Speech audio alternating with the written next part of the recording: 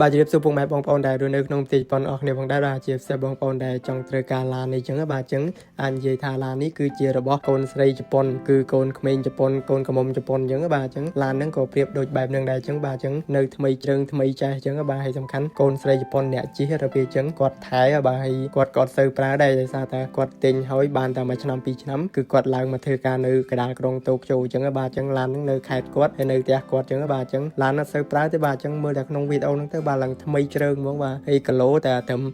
35,000គីឡូជាងអីបាទចឹងទៅនៅថ្មីចាស់ហ្មងម៉ាក Volkswagen បាទម៉ាក Volkswagen ហ្នឹងល្បីដែរចឹងបាទហើយសំខាន់ឡានហ្នឹងអត់សូវប្រើដល់ពេលចឹងទៅក៏ចង់លក់អីចឹងបាទចឹងតម្លៃគាត់នឹងលក់ទូថ្លៃតាមហ្នឹងទេហើយសំខាន់ទិញទៅដឹងតែមួយអេហ្មងចឹងណាចង់ថាបើខ្ញុំអត់ឡានខ្ញុំដឹងថាទិញយកលឿនបាត់ហើយតែសារតែមាន2ឯងដល់ពេលចឹងទៅប្រកាសលក់មួយចឹងបាទហើយបងប្អូនអាចទៅមើលផ្ទាល់បានឬក៏មើលតាមវីដេអូហ្នឹងក៏ឃើញល្អថ្មីជ្រើងច្រើនកន្លែងណាបាទអត់មានកន្លែងឆ្កូតអត់មានកន្លែងប៉ះអត់មានកន្លែងនេះទេចង់ថាឡានគាត់ទិញឲ្យទុកចោលចឹងណាហើយសំខាន់មានសបកកង់ឡានទាំងខែត្រជាក់ទាំងខែក្តៅចឹងបាទចឹងអាចមានបញ្ហាឬក៏ចង់សួរនាំមិនអាចឆាតមកបានបាទគុណច្រើន